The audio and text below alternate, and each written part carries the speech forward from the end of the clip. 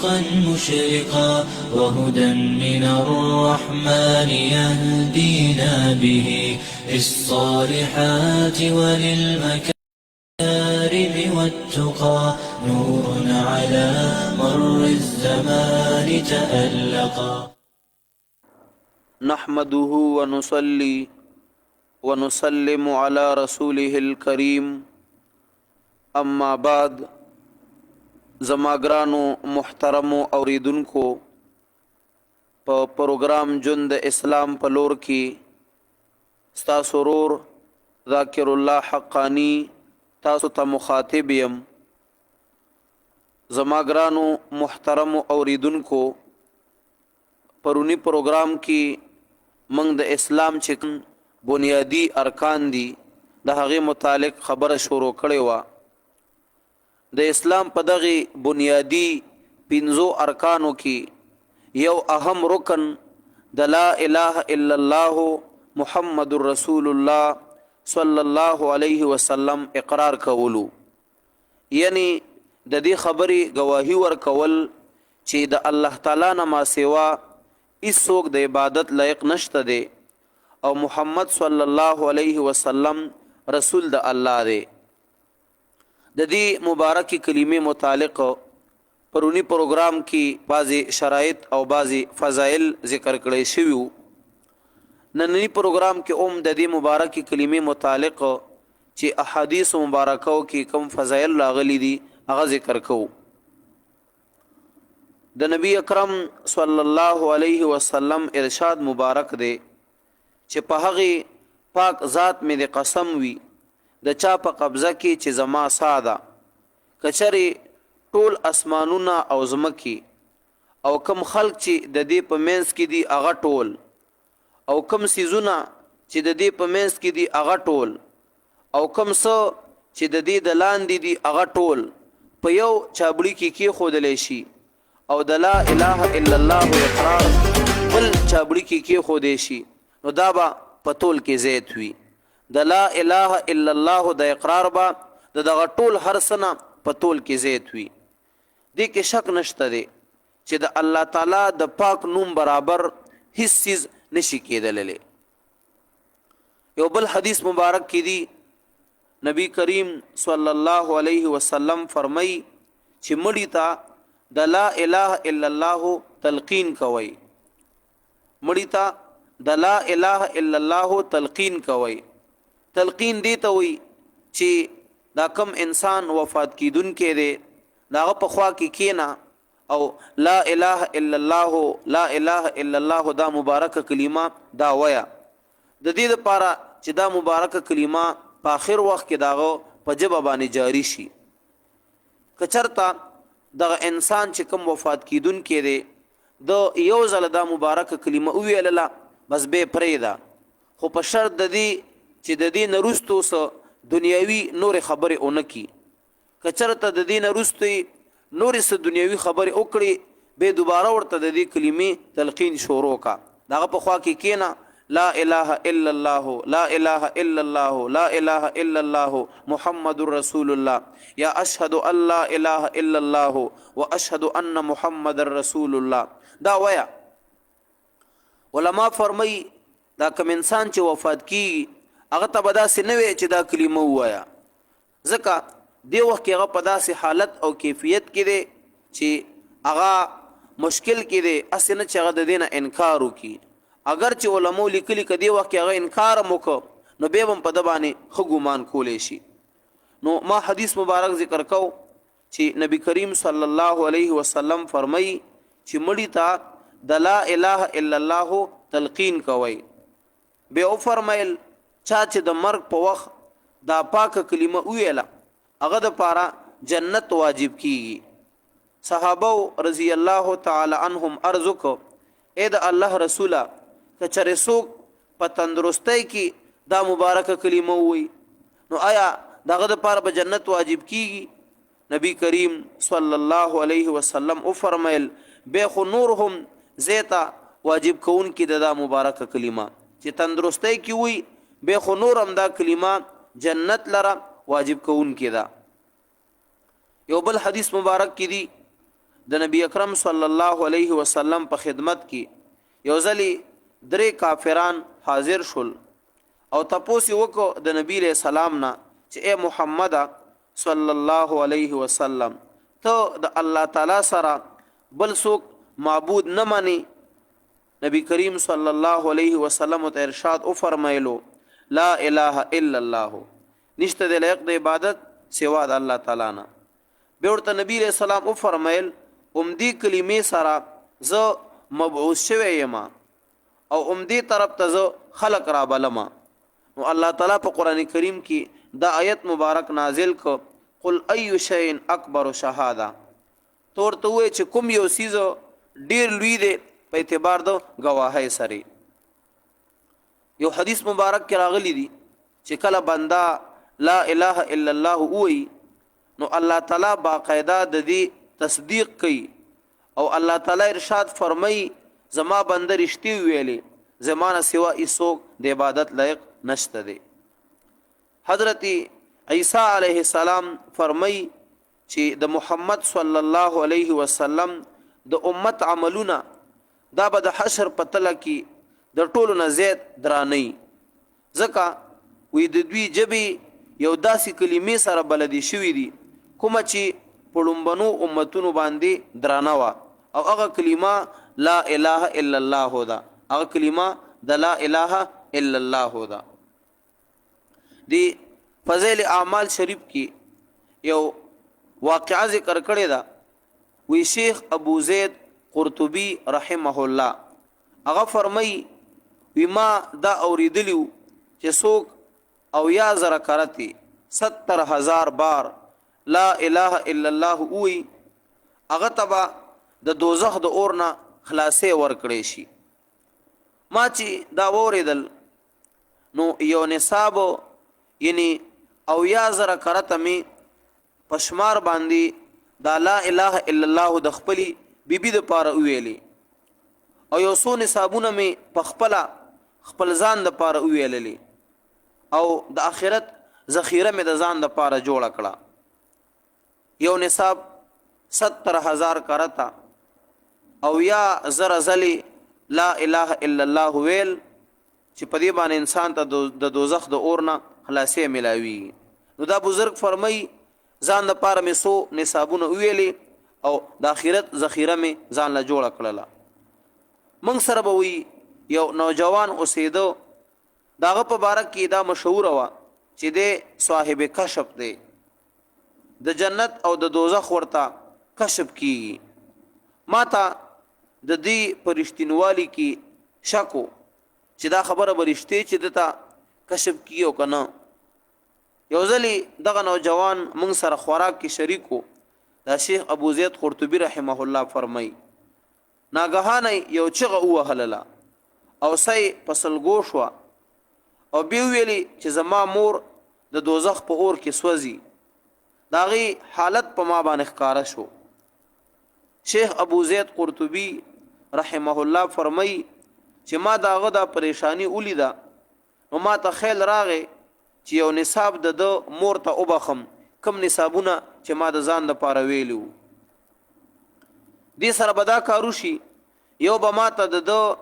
رښتینوالي تجربه وشي چې آیا دې یقینا چې صاحب کشف دی او کنه دی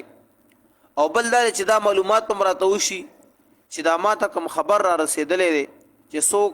او یا زره کرتا لا اله الا الله وی هغه ته د دوزخ د اور نه خلاصې هغه او نجات ورکړی شي. وی ما پزله کې یو نصاب د او یو زرو د هغه نصابونو نه چې کوم ما د خپل ځان د پاره ویلو داغه مور ته مې زرزله کې او بخت یا الله ما کوم نصابونه ویلی دي د لا اله الا الله او یا زره کرتی نو هغه نصابونو کې یو نصاب زده د مور ته ور بخمه.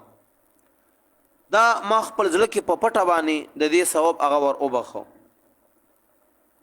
او زما د دې ویلو خبر الله تعالی نه سوا اچا ته نو وی چې کله ما دا ځل کې دا ثواب ور او بخو وی هغه نوجوان فورا ویل چې کاکاجی زما مور د دوزخ د عذاب نه خلاص کړی شو لاله د دوزخ عذاب ته نه لري کړی شو. شیخ ابو زید قرطبی رحمه الله فرمای چې ما ته د دې واقعینا دوا فائدې وشوللې یو خو د دې مبارکي کلمې برکت کوم چې د او یو زرو په مقدار باندې ما اوریدلې و داغه تجربه مراته وشوه او دویم د دغه نوجوان په باره کې چې کوم خبره مشهوره و چې د صاحب کشف دی داغه د رښتینوالي یقین مې هم پیدا شو لہذا موږ تاسو لم پکار دی چې د ځان لپاره کم از کم چې یو نصاب خو ویو کنه د ځان لپاره کم از کم چې د دې مبارکي کلمې یو نصاب ویو او یا زره کرتا دا مبارکه کلمه ویو لا اله الا الله لا اله الا الله لا اله الا الله لسم زلبانی محمد رسول الله صلی الله علیه وسلم زلبانی وسویا په زرم زلبانی ویا اخر کې وسره ویا محمد رسول الله صلی الله علیه وسلم چې دا دومره لوی خیر او برکت په انسان ته حاصلېږي او د دوزخ اور نه په انسان ته نجات ملاوي نو ولې موږ تاسو د دې اهتمام نکو یو بل حدیث مبارک کې دی د نبی اکرم صلی الله علیه وسلم ارشاد مبارک دی فرمای چې د جنت په دروازه د لیکلی شوی دی اننی انا الله لا اله الا انا لا اعذب من قالها ذو الله يم زمانه سوا سوق د عبادت لایق نشته دی سوق چې دا کلمه وي زباغته عذاب نه ورکوم یو بل حدیث مبارک کې دی نبی اکرم صلی الله علیه وسلم د حضرت جبرئیل علیه السلام نه نقل کړي چې د الله جل جلاله ارشاد دی چې ز الله يم زمانه سوا سوق د عبادت لایق نشته دی لہذا تاسو زما عبادت کوئ سوق چې تاسو نه په اخلاص سره لا اله الا الله د دې گواہی ورکون کې وي اغا زما قلا کې داخل دي چې څوک تاسو نه په اخلاص سره د لا اله الا الله گواہی ورکون کې راشي او زما قلا کې داخل شو او چې څوک زما قلا کې داخل شو اغا زما د عذاب نه محفوظ شو به علما دي کې تفصیل ذکر کړي چې چرتا دا مبارک کلمه چې اخلاص سره ویلله او د کبیره گناهونو نه ځان اوساته بس د دو اغا جنت ته داخليدل اغا اولی شو او کنه د دې کلمې ویلو سره سره گناهونه کبیره کړی وي نو داغي سزا کچاته الله تعالی غوړي وربه کی خو یو نه یو ورځ به د دې مبارکي کلمې د وجه د انسان ته جنت ملاويږي او د جهنم د اور نه ورته پناه ملاويږي یو حدیث مبارک کې راغلی دی چې لا اله الا الله د الله جل جلاله غسل لري کوي چې څوک لا اله الا الله وي د سره د الله تعالی غصه ختميږي وي تر سوچ دنیا ته په دین باندې ترجیح ورنکي انسان چې لا اله الا الله وي د الله غصه په دې سره ختميږي او لري کیږي خو شرط پکې دار چې دنیا ته په دین باندې ترجیح او غلبه ورنکي او کله چې دنیا ته په دین باندې ترجیح انسان ورکی او به لا اله الا الله وي نو الله تعالی فرمای ته په خپل داوا کې رښتونه نه ځکه تاسو ډېر اهمیت د دې مبارکي کلمې نه اده د دنیا دی یو بل حدیث مبارک کې دی د نبی اکرم صلی الله علیه وسلم ارشاد مبارک دی چې په ټولو ذکرونو کې افضل ذکر لا اله الا الله دی او په ټولو دعاګانو کې افضل استغفار دی او به د دې په تایید کې د سوره محمد د آیت تلاوت کو فعلم انه لا اله الا الله واستغفر لذنبك حضرت ابو بکر صدیق رضی الله تعالی عنہ د نبی اکرم صلی الله علیه وسلم نه نقل کړي چې رسول الله مبارک فرمای چې لا اله الا الله او استغفار دا ډیر په کثرت سره وای یو لا اله الا الله ډیر وای او بل استغفار ډېر وای استغفر الله استغفر الله استغفر الله ځکه چې شیطان وای ما خلق په گناهونو هلاک کړل او اویزو په لا اله الا الله او استغفار سره هلاک کړم هر کله چې ما ولیدل چې دا خو اس هم اونشو ځکه چې په گناهونو هلاکوم او دوی ما هلاکی 50 سره په لا اله الا الله او استغفار سره نو ما دوی هوای نفس یعنی بدعات سره هلاک کړل او دوی خپل ځان په هدایت باندې اوموند اخر کې شیطان په انسانانو باندې د هلاکولو د پاره هغه هوای نفس د بدعات چې کما وسوسه ده وې د دې په ذریعه باندې ما مطلب دوی هلاک کړل او دوی په ځان باندې پویم نشول اختو په بدعاتو کې او دوی خپل ځان په هدایت باندې وګڼو یو بل حدیث مبارک کې راځي نبی کریم صلی الله علیه وسلم فرمای چې څوک په دې حال کې وفات شو چې د لا اله الا الله محمد رسول الله صلی الله علیه وسلم په پوخ زړه شهادت او گواهی ورکي ضرور به جنت کې داخليږي بل حدیث مبارک کې دی چې ضرور به د الله جل شانه د طرف د انسان ته بخنه کیږي به علماء لیکلي دي وی نبی اکرم صلی الله علیه وسلم نا صحیح احادیثو کې دا نقل شوی دی چې نبی علیہ السلام فرمایي زیره ووري او نور ته هم زیره ووروي چې څوک پرشتینی زړه د لا اله الا الله اقرار وکي هغه به جنت کې داخليږي د الله جل جلاله پنيز د اخلاص قدر دی او اخلاص سره لګ عمل هم ډیر زیات اجر او ثواب لري دنیا ته خودنه د پاره د خلکو خوشالولو د پاره چې سکار وکړي شي هغه خو د الله جل جلاله په نسبت باندې مقبول نه دی او په اخلاص سره لګوندې عمل ډیر س رنگ وروړي په دی وجہ په اخلاص سره چې څوک کلمه شهادت وي داغه به ضرور بخنه کیږي هغه به ضرور جنت کې داخليږي په دې کې اس قسمه شک نشتا دا ممکنه ده چې هغه د خپل ګناهونو په وجه سورزي سزا اخري او بیا داخل شي جنت ته خو ضروری نه ده کله چا مخلص اخلاص مالک الملک ته خوښ شو په س خدمت الله تعالی راضي شو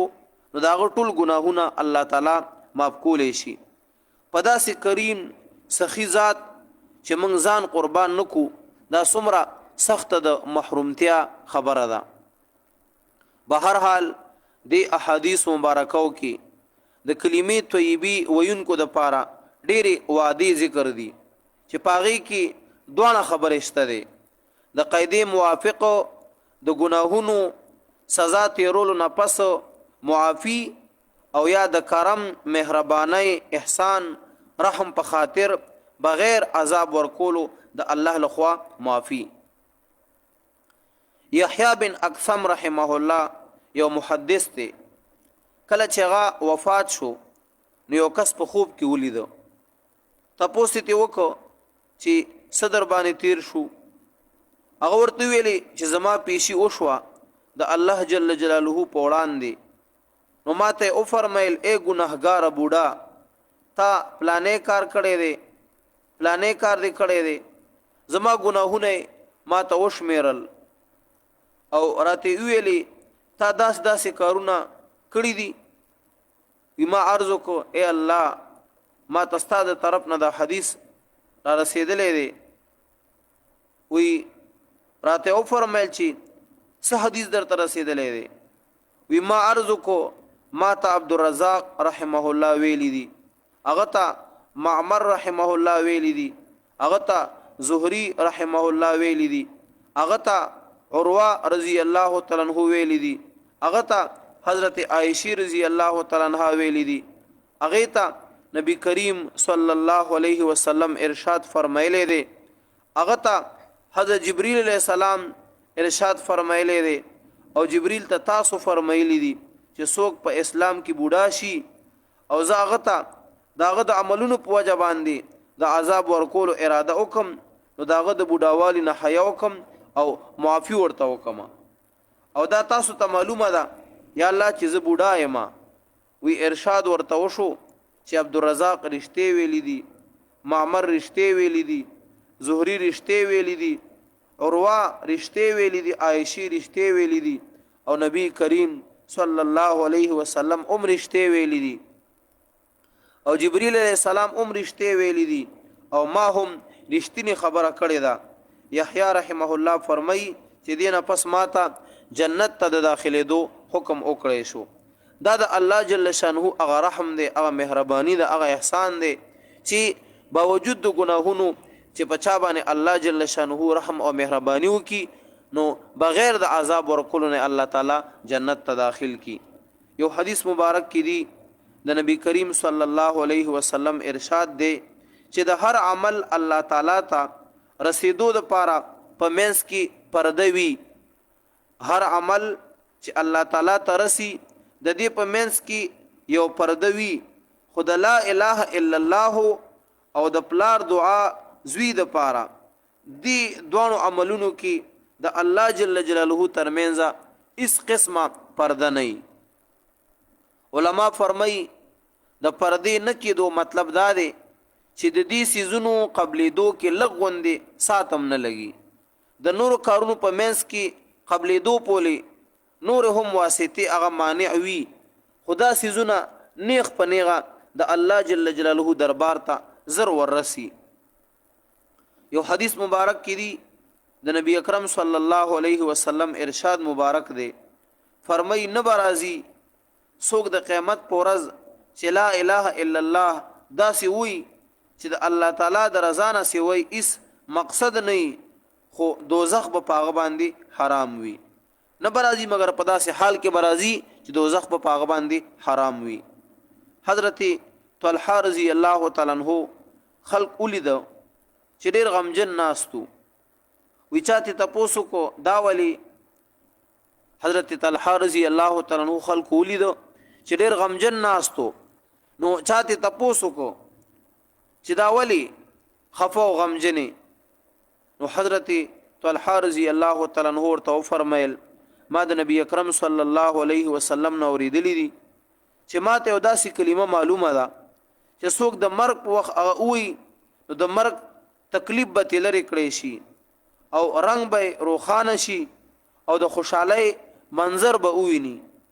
خو ماته د نبی اکرم صلی الله علیه وسلم نه د دغه کلمې د تپوس طاقت ونه شو چې دغه کومه کلمه ده. یو سره ته د دې غم دی چې کاش ما د پیغمبر نه دغه مبارکي کلمې په اړه کې تپوس کړي وي. حضرت عمر رضی الله تعالی عنہ او فرمایل ما ته معلومه ده هغه کلمه چې نبی له سلام دغه د فضیلت بیان کړي دي. طلحه رضی الله تعالی عنہ خوشاله شو او ویل کومه د حضرت هغه کلمه. حضرت عمر رضی الله تعالی عنہ تو فرمایل ما ته معلومه ده چې اس یو کلمه د دین لوی نشته ده کومه چې نبی اکرم صلی الله علیه وسلم خپل تر ابو طالب ته پیش کړي وا او هغه کلمه د لا اله الا الله ده. طلحه رضی الله تعالی عنہ فرمایل والله امدادا والله امدادا یقینا چې دا ډیره مبارکه کلمه ده ډیره لوی کلمه ده او دا د الله جل شانه په نسبت باندې د دې مبارکه کلمې ډیر مقام دی او د دې په ذریعہ باندې انسان د الله جل شانه رضا او د الله د عذاب نه نجات او د جنت د حاصلولو هغه اراده انسان لرلې شي. یو حدیث مبارک کې دی د نبی کریم صلی الله علیه وسلم د وفات په وخت کې صحابه کرامو چونکی ډیر سخت غمجنو چې ډیر په مختلفو وسوسو کې صحابه کرام ګیرو. حضرت عثمان رضی الله تعالی عنہ فرمای زه هم د هغه خلکو نوما کوم چې وسوسو ګیر کړیو ویزه په داسې حال کې ناستم. حضرت عمر رضی الله تعالی عنہ زما خواته تشریف راوړو سلام وکړ خو ما ته اړو پته ونه لګیدا. هغه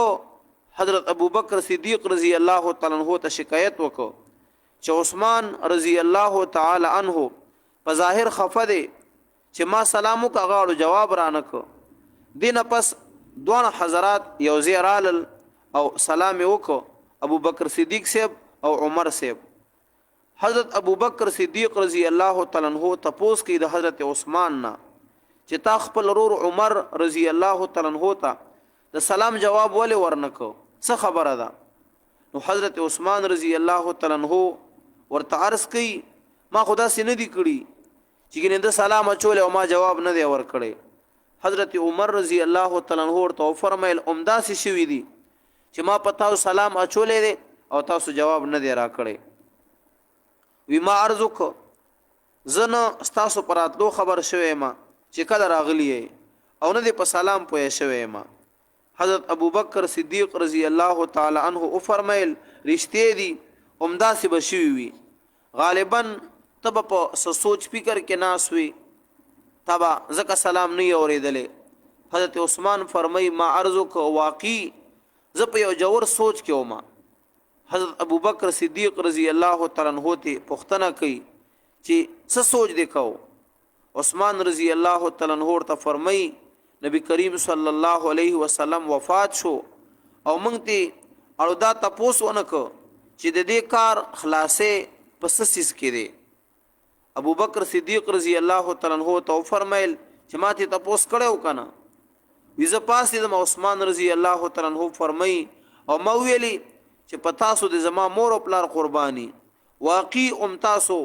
زید حقدار د دې پښتنې چې د دین په هر یو سیس کې د ټولو نمخ کیه ابو بکر صدیق رضی الله تعالی عنہ فرمایل ما د نبی کریم صلی الله علیه وسلم نه پوښتنه کړې و چې د دې کار خلاصې پس کې دی او وی ارشاد او فرمایلو چې څوک دغه کلمه قبول کی کومه چې ما خپل تر ابو طالب ته داغه د وفات په وخت کې پیش کړې و او هغه رد کړی دا دغه کلمه داغه د پاره هغه خلاصې دی په دې کلمې باغته خلاصې او نجات ملاوي یو بل حدیث مبارک کی دی حضرت عثمان رضی الله تعالی عنہ فرمای چې ما د رسول الله صلی الله علیه وسلم نه اوریدلی دي چې فرمایلی زه یو داسې کلمه پیژنم چې څوک دا حق وګڼي په اخلاص او د یقین د زړه سره وي په اخلاص او د زړه په یقین سره وي نو د دوزخ اور پاغه باندې حرام دی حضرت عمر رضی الله تعالی عنہ فرمایل چې زه درته وخایم هغه کلمه کومه ده دا هغه کلمه ده په کومه چې الله تعالی خپل رسول صلی الله علیه وسلم او دغه صحابه کرامو ته عزت ورکړو دا هغه د تقوا کلمه ده د کومه چې نبی اکرم صلی الله علیه وسلم خپل تر ابو طالب نه د وفات په وخت کې ارزو کړی و هغه گواهی ورکول دي د لا اله الا الله د لا اله الا الله یو حدیث مبارک کې راغلی دي چې لا اله الا الله کلمه د خپل وینکنا یو کم سل قسمه بلاغان لري کوي لا اله الا الله کلمه د خپل وینکنا یو کم سل قسمه بلاغان لري کوي چې پاغي کې د ټولو نه کم بلا غم دی غم چې ار وخت کم غم په بنده باندې سوري دغه غم به په انسان باندې نه نن سبا موږ تاسو معاشره کې وګورو هر انسان په یو لوی غم کې یو لوی پریشانای کې مبتلا دی لہذا د لا اله الا الله وظیفه د غمونو د ختمېدو لپاره ډیره بهترینه ده چې انسان د دې د ویلو اهتمام وکړي یو بل حدیث مبارک کې دی د نبی اکرم صلی الله علیه وسلم ارشاد مبارک دی چې د حضرت آدم علیه السلام نه چې کله خطا وشوه د کومې په وجه چې د جنت نه دنیا ته راولېږلی شو نو حضرت آدم علیه السلام به هر وخت جړل دعا او استغفار به کو یو ځلې اسمان طرف ته مخ کو او عرض وکړي الله د محمد صلی الله علیه وسلم په وسیله د تا نه بخنه غواړم وحی ورته نازله شوه چې محمد صلی الله علیه وسلم څوک دی د چا په وسیله چې ته بخنه غواړي حضرت آدم علیه السلام عرض وکړ چې کله تاسو پیدا کړم نو ما په عرش لیکلی شوی لیدلیو چې په عرش لیکلی شوی لا اله الا الله محمد رسول الله نو زه پوه شوم چې د محمد صلی الله علیه وسلم نو چته هستی بل نشته دی د چا نوم چې تا د خپل نوم سره لیکلې دی وحی نازله شو چې هغه خاتم النبیین دی استاد اولاد نه دی که چرېغه نه وي نو تبه هم نه وي پیدا کړی شوی دا د دې مبارکي کلمې هغه خیر او برکت دی حضرت اسماء رضی الله تعالی عنها د نبی اکرم صلی الله علیه وسلم نه نقل کړي چې نبی له سلام فرمایي چې د الله تعالی د ټولو نه لوی نوم کوم ته چې اسم اعظم وي په دې دوه آیتونو کې دی په شرط د دې چې په اخلاص سره دا دو آیتونه ولستل شي یو د آیت مبارک دی و الہکم الہ واحد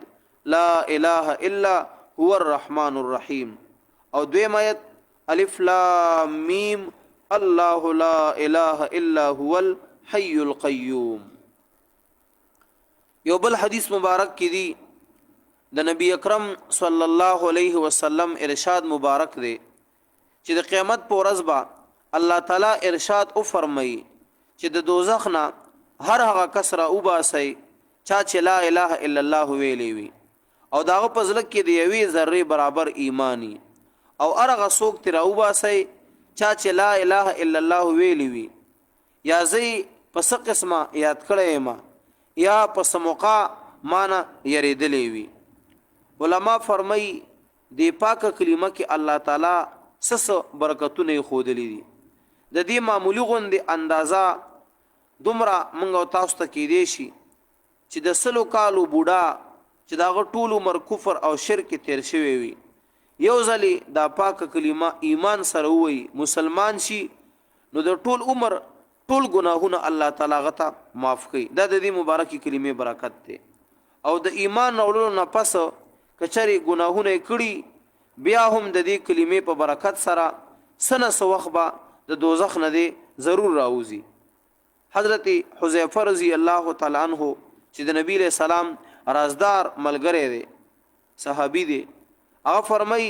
چې نبی کریم صلی الله علیه وسلم ارشاد او فرمایلو چې یو زمانہ دا سراتون کې دا چې اسلام به داسې خیرن شي څنګه چې د جامع نقش و نگار د زولوالي په وجه باندې خیرنیږي چې نه به څوک روزه پیژني نه به حج پیژني نه به زکات پیژني. اخر به یو شپه داسې راشي چې قرآن شریف په هم اوچت کړی شي اس آیت به د دې باقی پاتې نشي. بوډاګان نارینه او بوډاګان زنانه به دا وي چې موږ د خپل مشرانو نه دا کلمه اوریدلې وا لا اله الا الله لا اله الا الله موږ هم دا کلمه ویو. د حضرت حذیفه رضی الله تعالی عنہ یو شاګرد تاسو کو چې هر کله زکات حج روزه اس رکن نه نو یوازې دا کلمه وس کار ورکی. حضرت حذیفه رضی الله تعالی عنہ چپ شو هغه بیا هم دغه تاسو کو په دریم ځل حضرت حذیفه رضی الله تعالی عنہ ورته فرمایل چې سنه سو وخت به د دوزخ د اورنا دا کلمه را وباسي. یعنی دا مبارک کلمه نه ده سنه سو وخت به د دوزخ د اورنا را وباسي. درې کرته او فرمایل یعنی د اسلام ارکان چې ادا کړی نه دای عذاب تیرو نه پس سنه سو وخت د دې کلمې په برکت سره بدتا خلاصې او نجات ملو شي. د نبی اکرم صلی الله علیه وسلم په خدمت کې یو کس د باندې اوسیدون کې راغې چې د رخمو یو جوبای اچولې و او داغه په غاړو د یو قسم خاص رخمو ریشه لګېدلې و. صحابه ته مخاطب شو او ویلې هغه کس چې تاسو ملګری محمد صلی الله علیه وسلم دا غواړي چې هر یو شپونکې او شپونکې داغه اولاد هغه اوچت کی او شخصواران او د دوی اولاد هغه وګرځي وستاسو ملګری دا غواړي. نبی اکرم صلی الله علیه وسلم په غصه باندې را پاسې دو او داغه جامع د گریوان نه اونیوي او ریخ کو او ارشاد ورته فرمایلو چې تو خایا ته د بیوقوفانو غوندي جامع تانه دی غوستي به خپل ځان ته واپس راغې. نبی علیہ السلام خپل ځای ته واپس راغې کېناستو او ارشاد فرمایلو وی حضرت نوح علیه السلام چې کله وفات کېدو نو خپل دوانه زامن را اوغختل او ورته ویلي زه تاسو ته اخیری وصیت کوم د دو سيزونو نه منع کوم او د دو درته حکم کوم. د کوم نه چې تاسو زمانہ کوم یو شرک دی چې د دین ځان وساتئ او دویم تکبر د دین ځان وساتئ او د کوم چې درته حکم کوم یو لا اله الا الله دا چې ټول اسمانونه او زمکي او ارسو چې په دې کې دي کچره ټول په یو چابړي کې خو دې شي او په دویم کې په اخلاص سره ویل شوی لا اله الا الله کې خو دې شي نو دا چابړي به درنو یو کتب وي او کچره ټول اسمانونه او زمکي او سچ په دې کې دي دا یو کړی د دینه جوړ کړی شي دا پاکه کلمه په دغه کې خو دې شي دا کړی او دا حلقه به د کلمې د درنوالي په وجه باندې غمات شي او دویم سیز چې دا غي حکم کوما اغا سبحان الله وبحمده دی چې دا دوه لفظونه د هر مخلوق منځ دی د دې په برکت الله تعالی هر یو سیز ته رزق او روزي ورکي سبحان الله وبحمده. حضرت ابو بکر صدیق رضی الله تعالی عنہ د نبی اکرم صلی الله علیه وسلم په خدمت کې په داسې حال کې چې غمجنو حاضر شو. نبی کریم صلی الله علیه وسلم ته پوښتنه وکړه چې زه تا غمجن وینم څه خبره ده. ابو بکر صدیق رضی الله تعالی عنہ عرض وکړ چې بیګاش په زما د ترزوی وفات شو. د زنکدن په حالت کې ورسره ناستو ما د هغه منظر هغه اثر می په طبیعت باندې دی. نبی له سلام تو فرمایل طاقت د لا اله الا الله تلقین کړو. ابو بکر صدیق رضی الله تعالی عنہ عرض کو وی کړه مې نبی له سلام ارشاد فرمایلو چې هغه دا کلمه ویلله. ابو بکر صدیق سے عرض کو وی او وی ویلله. نبی کریم صلی الله علیه وسلم او فرمایل جنت داغه د پاره واجب شو. ابو بکر صدیق رضی الله تعالی عنہ عرض کړه د الله رسوله که ژوندۍ خلق دا کلمه وی نو دا با سکار ورکی دا غوی د پاره. نبی کریم صلی الله علیه وسلم دو کرته د ارشاد او فرمایلو چې کلمه دا غوی گناهونه بالکل نړون کی دا کلمه دا غوی گناهونه لره بالکل نړون کی دا ختمون کی دا د ژوندو د تندرست خلقو گناهونه الله تعالی په دې مبارکي کلمې د دې په ویلو سره الله تعالی معاف کړي. حضرت ابو ذر غفاری رضی الله تعالی عنہ عرض وکړ نبی علیہ السلام ته اے د الله رسوله ما ته وصیت وکړي. نبی کریم صلی الله علیه وسلم ورته فرمایل چې کله در نسب دیوشي نو د کفاره په تور ضرور پسې سنې کار کوا د پاره د دې چې د بدای د سپیرواله دا په دې نیکه سره وینځلې شي. ابو ذر رضی الله تعالی عنہ دوباره عرض کړي دي اے د الله رسوله لا اله الا الله ویل نیکو کې داخله ده چې مانه کله ګناه وشي او داغه نه پس لا اله الا الله ویما نو دام نیکی ده. نبی کریم صلی الله علیه وسلم ورته فرمایل چې دا خو په ټولو نیکو کې ډیره بهتره نیکی ده. لا اله الا الله ویل دا خو په ټولو نیکو کې ډیره بهتره نیکی ده. یقینا چې کله د انسان نه یو ګناه وشي او داغه نه رستو د لا اله الا الله وظیفه شروع کی د دې ور شروع کی ان شاء الله د دې په برکت په الله تعالی انسان ته هغه ګناه معاف او فرمایي. یو بل حدیث مبارک کې دی نبی کریم صلی الله علیه وسلم فرمایي چې څوک سل کارتا لا اله الا الله وی الله تعالی به د قیامت پورز هغه داسې روخانه مخ والا را پاسي څنګه چې د سوال سم شپې سپوږمۍ وي او په کوم ورځ چې دا کلمه وي په دغه ورځ بدنه د بهتر عمل والا هغه کس کې دی شي چې د دنه دا کلمه زیته ویلی وي. یو بل حدیث مبارک کې دی نبی کریم صلی الله علیه وسلم فرمایي چې بچو ته په شورو کې کله چې وی خبره زده کوي او شورو کې لا اله الا الله ورته یادوي. عام طور زموږ معاشره کې ماشومان چې خبرې شروع کی سوکو تسوي دوه په کار دا شان د مسلمان دا دی د نبی له سلام تعلیم دا دی چې کله ماشوم خبرې شروع کی اول ورته داز دکا لا اله الا الله بچي وای لا اله الا الله چې دا یو لسو پنځله سورې هغه تداوی لیکي نو داغه خبرې باندې شي کولله او لا اله الا الله دا باغه په خپل وړه جبه باندې وای د دې ډېر لوی خیر او برکت ځکه دا د نبی له سلام تعلیم دی چې بچو ته په شورو کې کله چې خبرې زده کوي لا اله الا الله ورته یادوي او کله چې د مرګ وخراشي دی انسان نو به مرته لا اله الا الله د دې تلقین کوي. او به نبی له سلام فرمایل د چا چې اوله خبره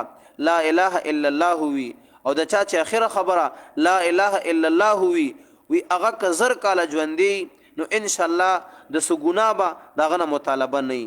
یا په دی وجه چې ګناه به شوی نه او یا کچری شوی تی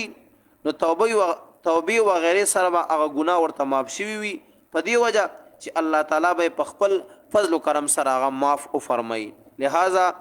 لا اله الا الله د دې ورد کول دا د دې وظیفه کول خپل اولاد ته خودل او دارنګي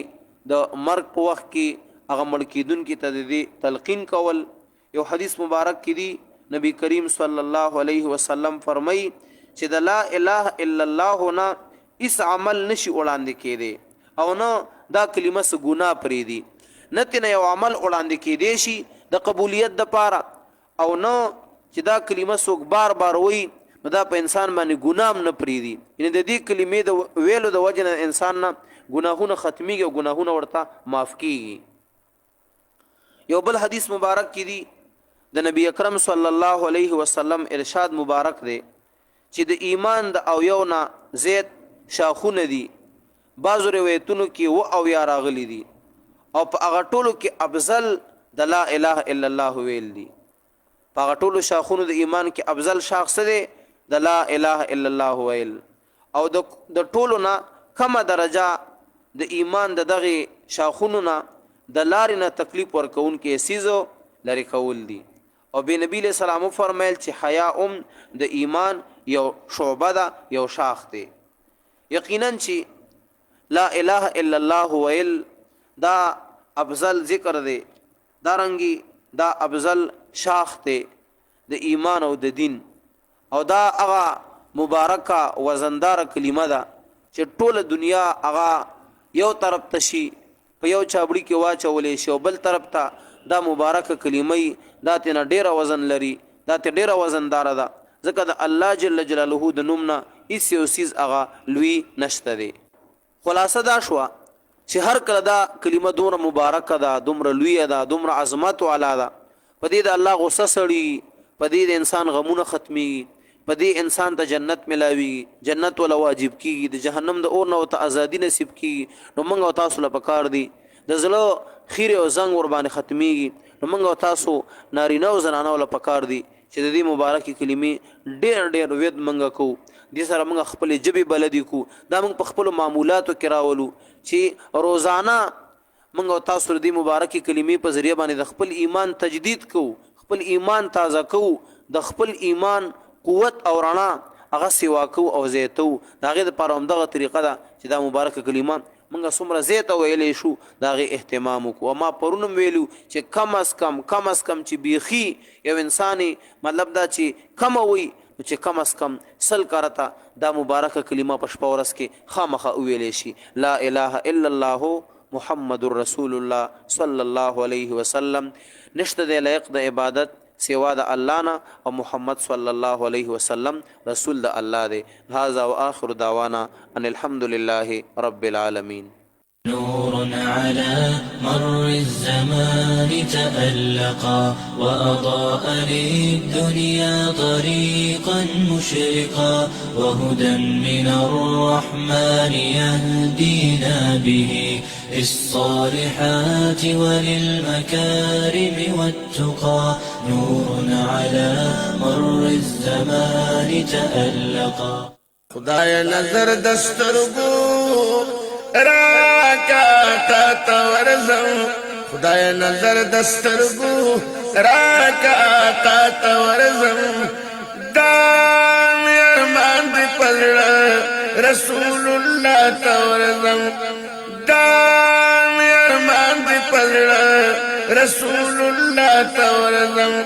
خدای نظر دسترگو راکا آقا تورزم، خدای نظر دسترگو راکا آقا تورزم. نو دیر میرمان دی پلڑا رسول اللہ تورزم، دیر میرمان دی پلڑا رسول اللہ تورزم. زرمی قرار غواری مدینہ خار غواری رانا پرو غسترگو لیدل دیار غواری.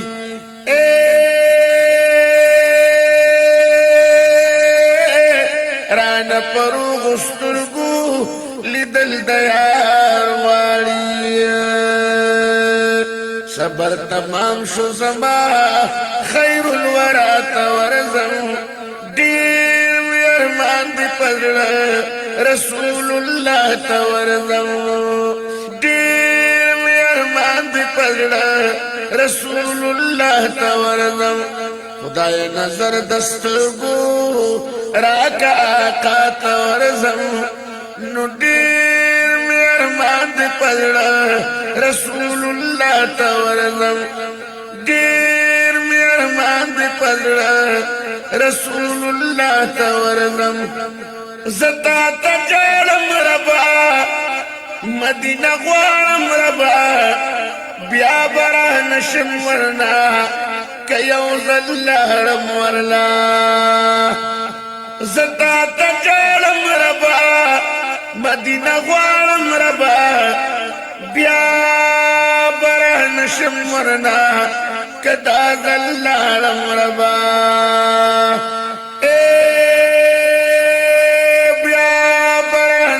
ورنا کداز اللہ رمربا ہجران غفل یما خپل دل ربات ورزم دیر میں ارمان دی پزڑا رسول اللہ تورزم دیر میں ارمان دی پزڑا رسول اللہ تورزم خدای نظر دسترگو راکا آقا تورزم دیر میں ارمان دی پزڑا رسول اللہ تورزم دیر میں ارمان دی پزڑا رسول اللہ تورزم زما چشمان دی ربا تا تا آسان دی ربا رات بنائے کت دیر میں ارمان دی ربا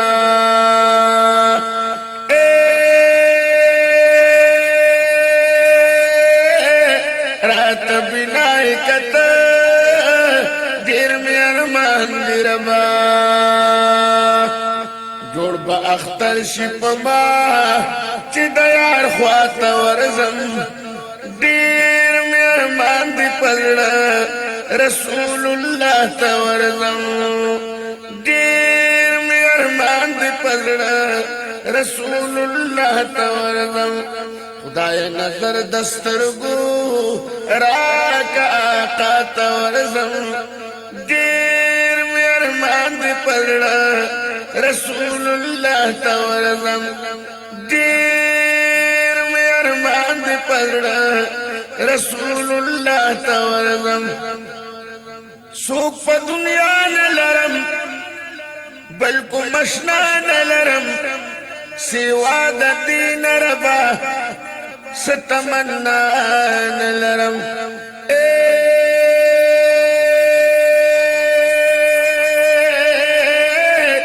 سوا دا دین ربا ستمنا نلرم جن تیرا پدین نو سبات ورزم دیر میں ارمان دی پزڑا رسول اللہ تورزم دیر میں ارمان دی پزڑا رسول اللہ تورزم خدای نظر دسترگو راکا آقا تورزم نو دیر میں ارمان دی پزڑا رسول اللہ تورزم دیر میں ارمان دی پزڑا رسول اللہ تورزم یم زخمی بشیر جان ستی ستی بشیر جان دا التجا دا زما یم ارمانی بشیر جان یم زخمی بشیر جان ستی ستی بشیر جان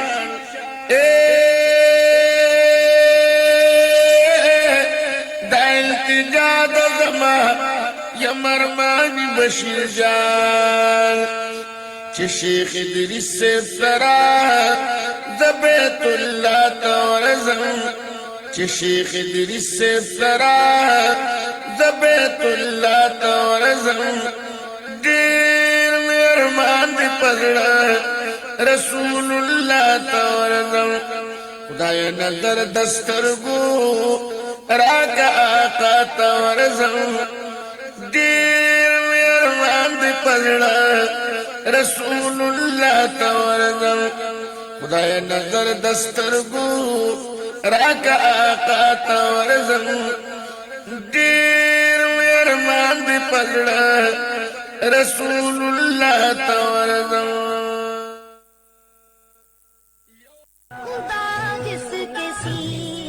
د حضرت ابو امامہ رضی اللہ تعالی عنہ نا روایت دی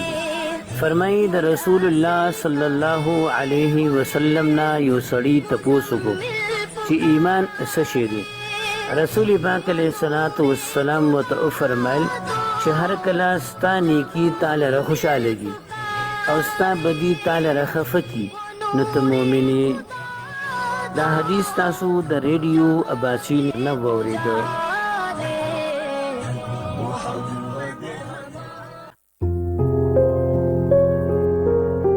शुक्रिया आपने basin radio network tune किया।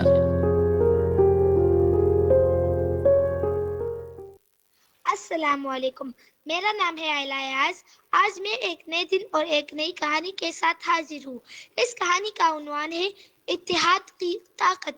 बस्ती में अचानक खतरे की बू फैल गई। मीनू और नीनू भागकर नानी के पास गए। नानी ने कहा, ये ओलिक एसिड की खुशबू है, हमारी कोई बहन मुसीबत में है। सामने एक साइंसदान ने एक च्विंकी को बोतल में कैद कर रखा था। मीनू ने नारा लगाया, हमला। सैकड़ों च्विंकियां साइंसदान पर चढ़ गई। वो घबराकर हाथ पाँव मारने लगा तो बोतल गिरकर टूट गई। च्विंकी कैद से आजाद हो गई। नानी ने फख्र से कहा, तुम्हारे इत्तेहाद ने साबित कर दिया कि छोटी सी मखलूक भी मिलकर बड़ी ताकत बन जाती है। वस्सलाम। आपके साथ साथ आवासीन रेडियो नेटवर्क ख्वांडौरंग दफ्तू।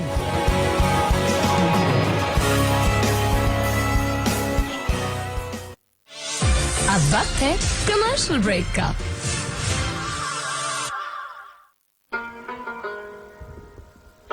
مرض کزوړ وي او کنوي خو که په وخت او یو قابل ډاکټر نه علاج ونشي نو ناسور جوړیږي. هومیوپیتھک ډاکټر محمد سراج شاه صاحب کوم چې د شپ قدر یو مشهور ډاکټر دی. ډاکټر محمد سراج شاه صاحب د شوګر، بلډ پریشر، معده، جگر، ګرده، ارکو النساء، جوړونو درد، د ترهیکانې او د هر قسمه رسولو سره سره د زنانه مردانه کمزوري او د هر قسمه الرجي علاج په خالص جرمن هومیوپیتھک طریقات سره علاج کوي. دا ډاکټر محمد سراج شاه صاحب په دې کلینیک کې د غریبانو لپاره دا کوانټم انالایزر ماشين معاینه فری ده او په دوايانو کې هم خصوصي ریټ ملاويږي. دا ډاکټر سراج شاه صاحب دا کلینیک د اتوار نه علاوه پیر منگل بدھ جمعرات جمعہ ہفتہ کلووی دا سار 9 بجو رات مازیګر 4 بجو پوری راتلې شي. پتا یاد لرئ هومیوپیتھک ډاکټر محمد سراج شاه صاحب شپقدر هومیوپیتھک میډیکل سینټر پیښور روډ فرینڈ کوچ اړې ته مخامخ سجاد خان مارکیټ کې دننه دا ماشومان ډاکټر سره خوا په خوا. موبایل نمبر یاد لرئ 0345 971 0981.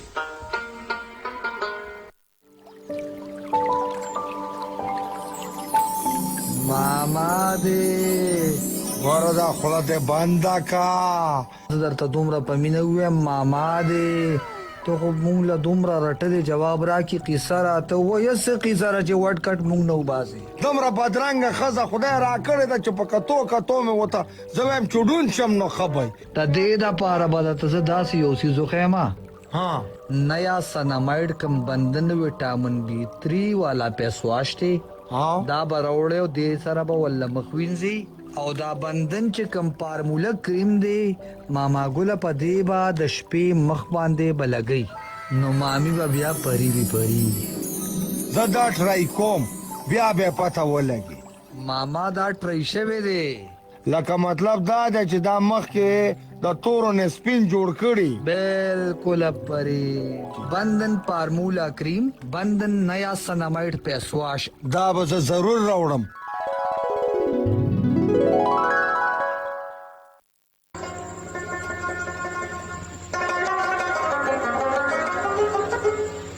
ګلالۍ اے ګلالۍ چرته یې لالا ما سبنوري خبرې نه کې زستانه خفیم او زما د مخ ته لږ وګوره ولی خفې نن خو دې بیا پتن دي 12 بجې دي لالا ته چې ما ویلو مال د کوم کارت بیوټي کریم د کوم کارت فیس واش او د کوم کارت وټامین سی سیرم راوړې او تاسو دویم نمبر کریمونه راوړې ما پسې زمای ټول مخ د دانو وختو ډک کو وای نو خپکیږي سلا اوس په تل د بازار نه کوم کارت پروډکټ راوړم خلاله یاد ساتي چې د کوم کارت پروډکټس راوړې بیا د څوک دوکه نه کی.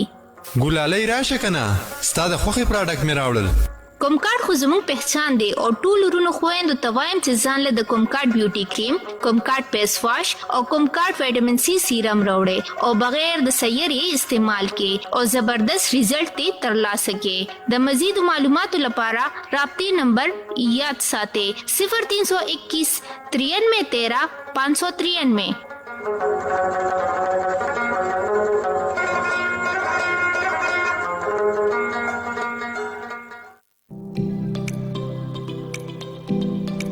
کچره تاسو غواړئ چې تاسو کاروبار، تعلیمي اداره، نجی هسپتال یا کلینیک دی وده وکړي او تاسو د ارګنایزیشن اواز دی پټوله پښتونخوا کې خور شي، نو هم نن د خپل روزګار د خورولو یا اواز رسولو لپاره د باسین ریډیو نتورک مارکیټینګ ټیم سره رابطه وکړئ او خپل کاروبار ته په اسان نرخونو سره دوام ورکړئ. د تعلیمي ادارو لپاره خصوصي رعایت د رابطې نمبر دی 0344 96 166. هم اوس ډایل کې او زموږ د نماینده سره خبرې وکړئ. اباسین ریډیو نتورک خوند او رنگ د پښتونخوا.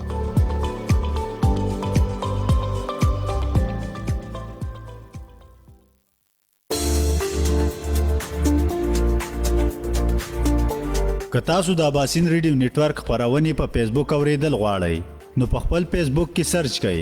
FM 88 شبقه د ریډیو او د اباسین ریډیو نتورک د خولي او پزړه پوري پروګرامونو نه خوندونه او مزه واخلئ. اباسین ریډیو نتورک خوند او رنگ د پښتونخوا.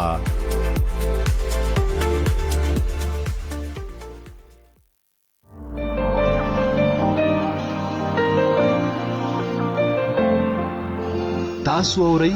اباسین ریډیو خوند او رنگ د پښتونخوا.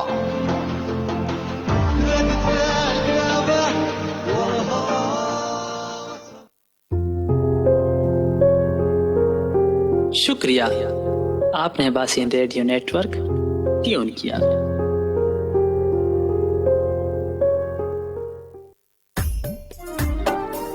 خپل ماشومان د غیر معیاري خوراک نه وساتئ. دا ستاسو د ماشومانو د صحت او ستاسو د مالی وسیلو د بربادۍ سبب ګرځي. دا پیغام تاسو ته د اباسین ریډیو نتورک د اړخه وړاندې کړی شو. اباسین ریډیو نتورک خوند او رنگ د پښتونخوا. حضرت فضیل بن عیاض رحمت الله علیه فرمایي چې کله هم ما نه د الله تعالی نه فرمانی شوې ده نو د هغې اثر ما په خپله سورلې د کور د بندیانو او د خپلې خادمې او د خپلې بیبي په طرز عمل کې پیژندلی دی. لهذا څوک چې دا غواړي چې د هغه ماتخ خلک دی د فرمان بردار وي دی د خپل رب د نافرمانۍ نه ځان ساتي. دا پیغام تاسو د اباسین ریډیو نتورک له طرفه واورېدو. رسول الله صلی الله علیه و آله وسلم فرمایي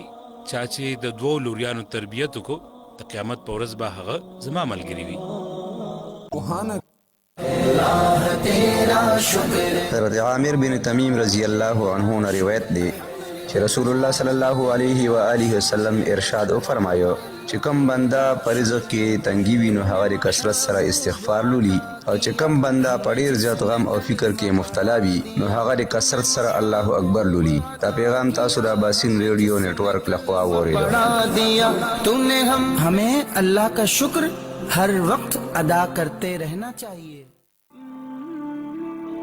د رسول الله صلی الله علیه و آله وسلم روایت دی چې دعا د انسان تقدیر بدلی. د خلکو سره ښه سلوک کول په عمر کې اضافه کوي او بشکه ګناه کولو سره انسان د رزق نه محروم کیږي.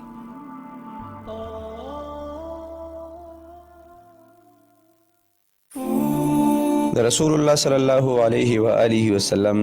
ارشاد مبارک دی چې الله رب العالمین 15 منځونه فرض کړی دي. کم بنده چې په ښه طریقې سره چاردام وکړي او دا منځونه په خپلو وختونو کې ادا کړي د دې رکوع او خشوع سر ته ورسوي د الله رب العالمین وعده ده چې دا بنده به زه بخم. او کم بنده چې دغه صاحب ونه کړي نو الله رب العالمین باندې د دې بنده هیڅ وعده نشته دی که خوښې وي او به بخي او که خوښې وي عذاب به ورکړي. دا پیغام تاسو د اباسین ریډیو نتورک لخوا واورېدو.